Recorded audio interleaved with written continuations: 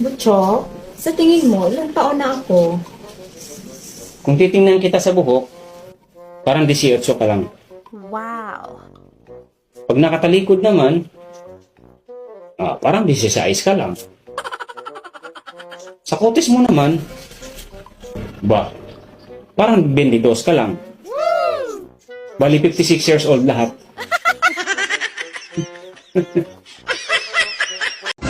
Saan ka pupunta? Aalis na ako. Lalayasan na kita. Sawang-sawa na ako sa ugali mo. Huwag ka nang umalis. Pag umalis ka, sino na magluluto sa akin? E di magpa-deliver ka. Sino na maglalaban ng mga damit ko? Magpa-laundry ka. Aalis na ako. Pag umalis ka, wala na akong gwapong asawa.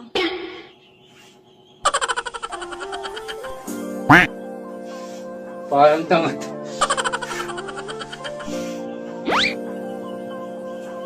Yun na nga, hindi na ako aalis. Ayon sa pag-asa, huwag mo isagad para mabunot agad.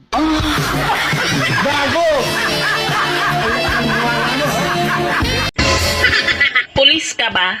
Bakit? Ano pa hinihintay mo? Putukan mo na ako. Mahal, Oh, gusto akong ligawan engineer dyan, no? Sa may ginagawang flood control project. Ano, papayag ka ba, mahal? Diyan sa ginagawang project dyan? Oo, type na type daw niya ako eh. Bah, hindi pwede. Alam nung may asawa ka tapos magpapaligaw ka, ano ka ba naman? Hindi pwede. Mahal na isip ko lang kasi. Baka pagkakataon na natin ito para magkaroon ng maraming pera. Bakit naman? District engineer siya, mahal, ng DPWH. Ha? Taga Bulacan. District engineer ng DPWH? Oo, mahal. Ganun ba?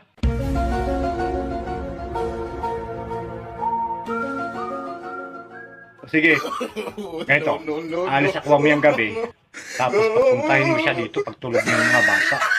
Mahal, medya-medya lang ha. Huwag mo ipasagad, at saka sa labas mo ipabuga para walang ebidensya. Mahirap.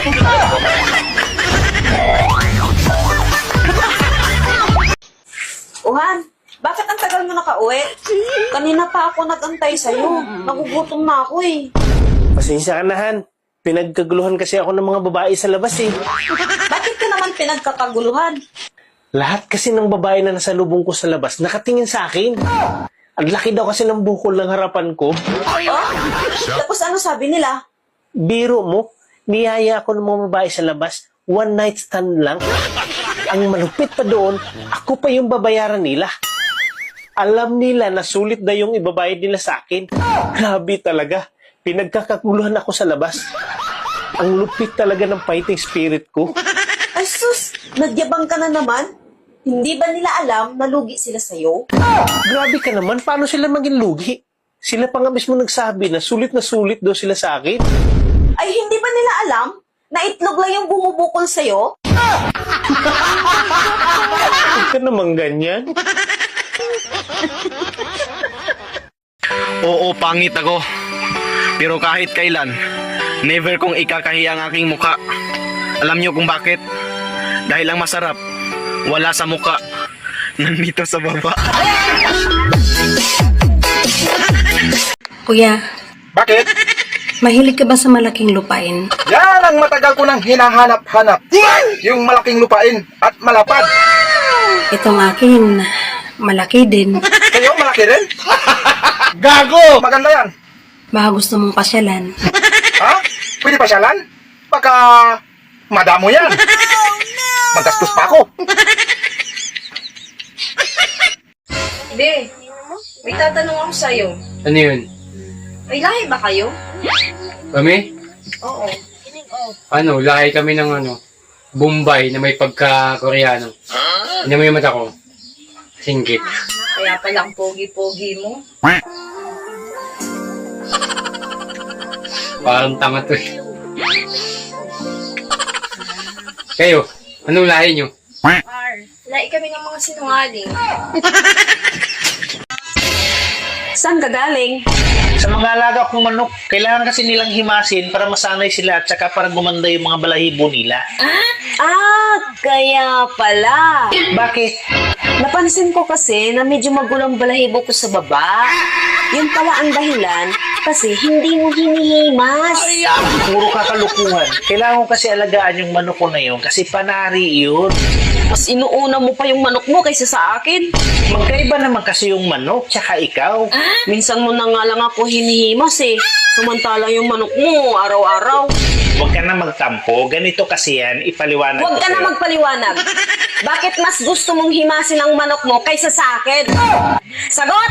Huwag ka magalit. Yung manok kasi kapag hinihimas mo, pabayaan ka lang tsaka hindi siya malikot. Hindi rin naman ako malikot ah. Anong hindi malikot? Kapag hinihimas ka, pumapatong ka kaagad tapos naglilikot ka agad yung puwet mo.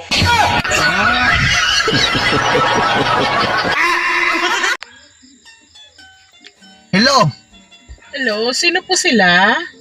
Rungkol po kayo. Hindi ako rungkol. Pwede ba magligaw sa'yo? Gwapo ka ba? Hindi lang ako gwapo. Cute at mayaman pa ako. Ikaw, maganda ka ba? Hindi. Oh, sorry, rungkol talaga.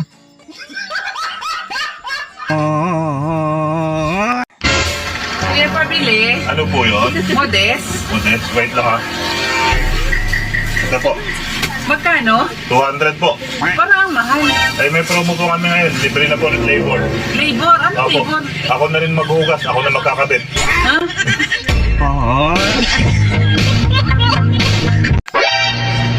Ate, may tanong ako sa'yo.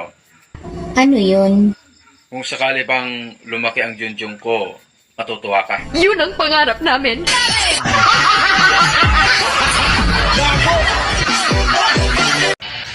Hindi ako madamot na tao. Kung gusto mo, sa'yo na lahat ang mga problema ko.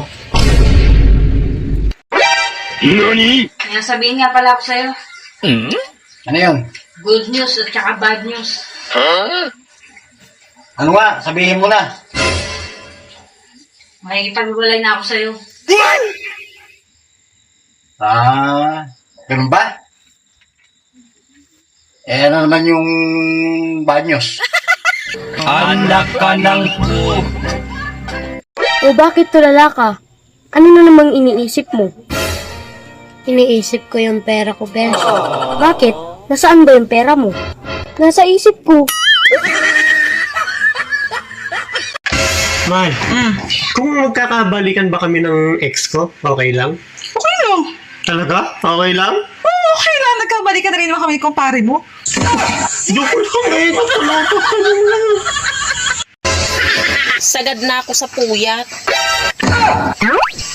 Ibang sagad naman sana, oy. John? Po?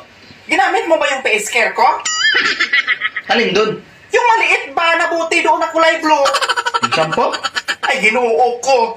Hindi shampoo yun. Ano akala mo sa ulo mo, John Binat? Tumasakit ang ulo ko sa'yo, John. Kung hindi man ako sinisiraan, bakit ang tawag sa akin ng mga tao sa labas, babairong supot? Ikaw daw nagkalat ng ganyang salita, so sinisiraan mo ako. Naninira na pala ngayon? Pag nagsasabi ka ng totoo? Dapat kasi, hindi mo na sinabi mga ganyang bagay sa kanila. Dapat magtulungan tayong dalawa. Ganun ba yun? Oo naman. Mag-asawa tayo eh. Dapat magtulungan naman talaga. Bakit nung nagutil kayo ng babae mo, hindi ka nagpatulong sa akin? Sinasabi mo ba sa kumpare mo kapag pumupunta ka sa babae mo?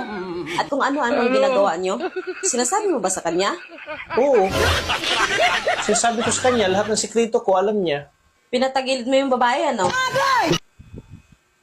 Oo. Pati sa CR, inaano mo, ano? Oo. Tapos pinataas mo pa yung isang paa. Teka. Bakit mo alam lahat? Pumunta ka ba ron? Yun din ginagawa ni kumpare mo sa akin eh. Pag umaalis ka.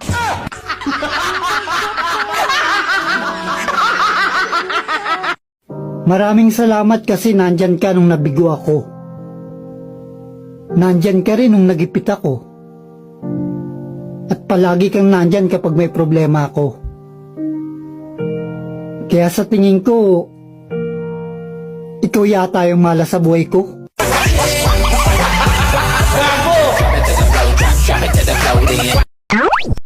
Hindi lahat ng tumatayo may paa. Bakit yung ano? Ano? Subukan mo lang magsalita ng di maganda. Basagin ko mukha mo. Salamat sa pag-aalaga mo sa akin, ha. Paano bang di magiging maalaga? Matutulog na lang, pinapakain pa kita. Honey, Oh, gaano katotoo yung usapan dyan sa labas na pinasok ka daw ni Kumari dito noong mag-isa ka lang dito sa bahay at wala ako? oo, Han. Oh, tapos anong ginawa mo? Hindi, siyempre, tumakbo ako palabas. Ikaw naman. Talaga ginawa mo yun? Tumakbo ka? We, di nga. Kung halimbawa ikaw, Han, naman, ang naiwan dito sa bahay mag-isa, tapos pinasok ka ni kumpare, ano gagawin mo? Di syempre, ganun din sa ginawa mo. Ha? Anong ganun din sa akin? Tatakbo ka rin? Hindi. O sisinungaling din ako, kagaya mo.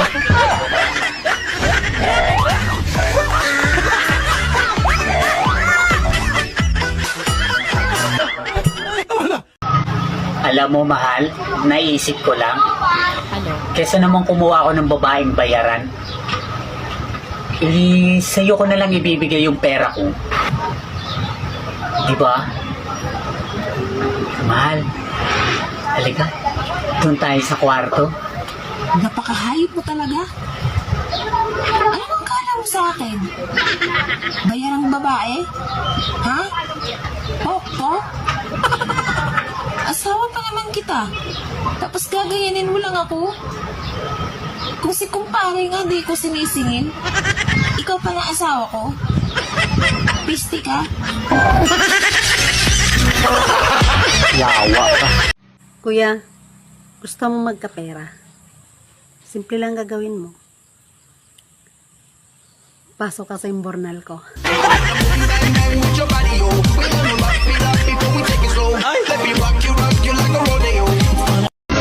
Maalis na ako. Saan ka? Dalawa saglit palengke. Pupunta ka ng palengke, ganyan suot mo, pagka-ikli-ikli. Labas na ang pante mo, pagkadami-daming tao doon. Ayusin mo nga yan. Bakit? Iwan ko na lang para hindi makita. Ay, loko! Uy, piliin mo yung taong gusto ka. Ha? Ang dami nila.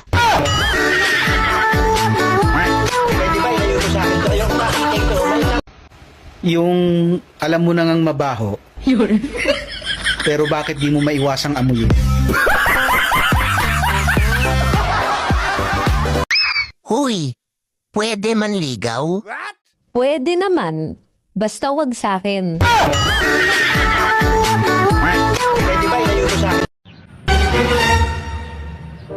Man, baka pwedeng makaisa. Anong makaisang sinasabi mo? Isang round lang ba? Ang tagal na natin hindi nagbimbangan eh. Ay, ayoko. Pagod ako palagi. Ayoko. Saka wala akong gana. Mahal, hindi mo ba alam? Katapusan ngayon. Sumweldo na ako. Ha? Ikaw rin. Ay, ganun ba, mahal? O sige, tara. Yung sinasabi mo isang round. Gawin na natin 10. Alang kaya ko na yun.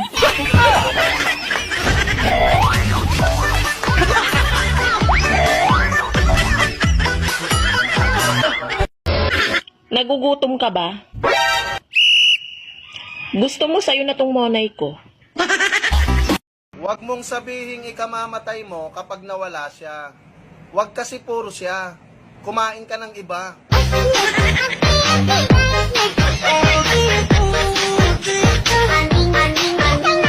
Bakit ganun? Yung kumain ako ng mani, amoy bagong.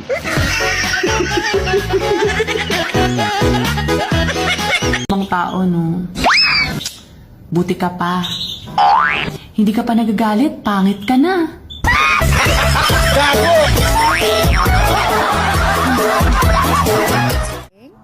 Pwede bang magpalit tayo ng posisyon mamayang gabi? Sure, darling. Why not? Ano ang position gusto mo, baby? Ikaw ang magluto at maghugas ng plato, habang ako'y nakaupo sa sofa at nood ng TV.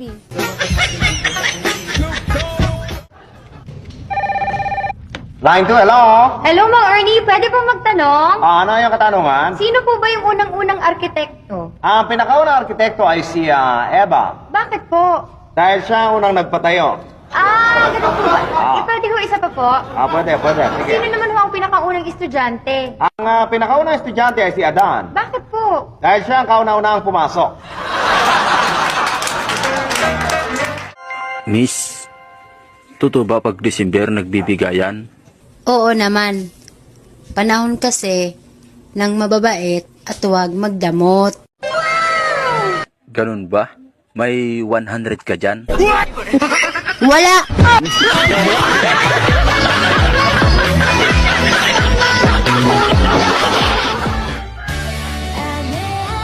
Kung si Jack ng Titanic namatay dahil sa lamig, sana ganon din sa relasyon. Bakit? Para kung sino yung unang manlamig, siya yung unang mamamatay.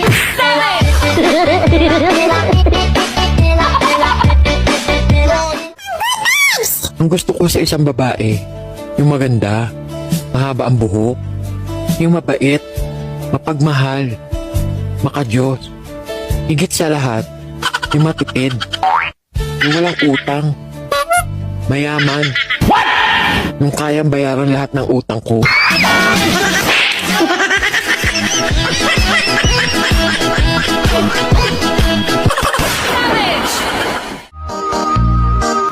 Kung ako ang jowa mo, O bakit? dadalhin kita sa mamahaling lugar. Alam mo kung saan? Sa tindahan ng bigasan.